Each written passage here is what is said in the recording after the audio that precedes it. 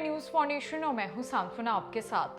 रामनवमी 2 सालों के बाद पटना में बेहद धूमधाम से मनाई जाने वाली है और इसको लेकर सरकार और प्रशासन की तरफ से खास इंतजाम किए जा चुके हैं। तैयारियों को अंतिम रूप दिया जा रहा है और पटना का प्रसिद्ध महावीर मंदिर रामनवमी के लिए पूरी तरीके से तैयार हो चुका है।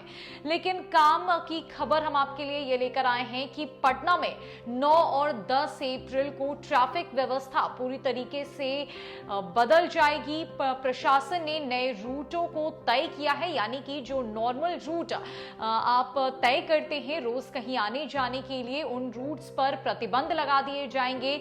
नए रूट्स को रेडी किया गया है और अब हम आपको बताएंगे इस खबर में कि पटना प्रशासन ने क्या कुछ व्यवस्था रखी है उस दिन ट्रैफिक को लेकर, ताकि लोगों को कोई परेशानी नहीं हो। अगर आप घर से निकल रहे हैं 9 और 10 अप्रैल को, तो घर से निकलने से पहले आपको पटना के ट्रैफिक व्यवस्था के बारे में जान लेना बेहद जरूरी है, वरना आप बीच रास्ते कहीं भी फंस सकते हैं, आपको परेशानी हो सकती है। तो आइए हम आपको बताते हैं कि पटना का ट्रैफिक जो व्यवस्था है उस दिन कैसी रहने वाली है। दरअसल रामनवमी पर शहर की यातायात व्यवस्था बदली रहेगी। पटना में 9 अप्रैल की सुबह 8 बजे से लेकर 10 अप्रैल की रात 11 बजे तक नई व्यवस्था बनाई गई है। इसमें डाक बंगला और आर ब्लॉक के साथ अन्य मार्गों पर व्यवस्था में बदलाव किया गया है। नई व्यवस्था में आकस्मिक सेवा की गाड़ियों को छोड़कर कोई भी वाहन प्रतिबंधित मार्ग से नहीं जाएगी।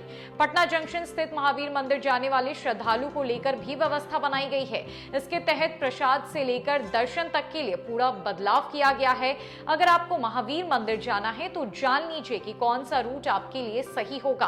प्रसाद लेकर महावीर मंदिर जाने वाले दर्शनार्थी वीर कुंवर सिंह पार्क के पश्चिमी गेट यानी आर ब्लॉक के निकट से प्रवेश कर कतारबद्ध तरीके से वीर कुंवर सिंह पार्क, जेपीओ गोलंबर होते हुए महावीर मंदिर तक पहुंच सकेंगे। दर्शन के बाद श्रद्धालु डाक बंगला रोड की तरफ से निकलेंगे। प्रसाद लेकर जाने वाले दर्शनार्थियों के वाहनों की पार्किंग व्यवस्था वीरचंद पटेल पथ से स्थित मिलर हाई स्कूल के मैदान और पथ परिवहन निगम कार्यालय के परिसर में होगी। बिना प्रसाद लेकर आने वाले श्रद्धालु जो मात्र दर्शन करने के लिए आते हैं, उनके वाहन बुद्ध स्मृति पार्क स्थित मल्टी लेवल पार्किंग में खड़ी होंगी। महावीर मंदिर के निकट एवं पटना जंक्शन गोलंबर के पूरब वीना सिनेमा रोड से ऑटो एवं अन्य व्यावसायिक वाहनों का प्रवेश वर्जित किया जाएगा। डाक बंगला चौराहे से पटना जंक्शन के बीच वाहनों का जो परिचालन होगा उस पर रोक रहेगी। मात्र निजी वाहन डाक बंगला से भट्टाचार्य गांधी मैदान की तरफ जा सकेंगी। पटना जंक्शन जाने वाले यात्रियों से कहा गया है कि वो करबिगया की तरफ से जाने वाले लोग पटना जंक्शन प्रवेश द्वार का उपयोग करें। बुद्ध मार्ग पर रोड से फ्लाईओवर के नीचे वाहनों का परिचालन नहीं होगा। साथ ही बुद्ध मार्ग होकर दर्शनार्थियों की कतार में लगने की इजाजत भी नहीं होगी। प्रसाद और फूलमाला की खरीद के लिए वीर कुंवर सिंह पार्क के पश्चिमी छोर पर व्यवस्था की जाएगी।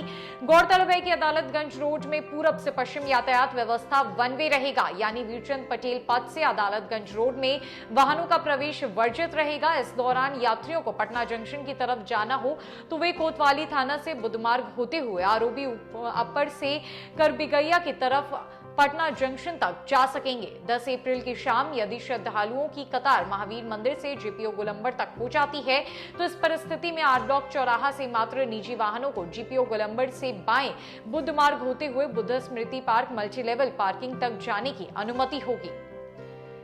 पटना रामनवमी के लिए पूरी तरीके से सज चुका है। 2 सालों के बाद भव्य तरीके से पटना में रामनवमी आयोजित की जाने वाली है और इसके लिए पटना का प्रसिद्ध महावीर मंदिर पूरी तरीके से तैयार है। 9 और 10 अप्रैल को पटना की पूरी यातायात व्यवस्था को बदल दिया गया है। प्रशासन की तरफ से दिशा निर्देश जारी हो चुके हैं। रूट्स में बदलाव किया गया है। कई रूट्स ऐसे हैं जिसमें निजी वाहन के साथ साथ व्यावसायिक वाहनों के प्रवेश को वर्जित रखा गया है। सिर्फ इमरजेंसी जो गाड़ियां हैं उन्हीं को प्रवेश दिया जाएगा।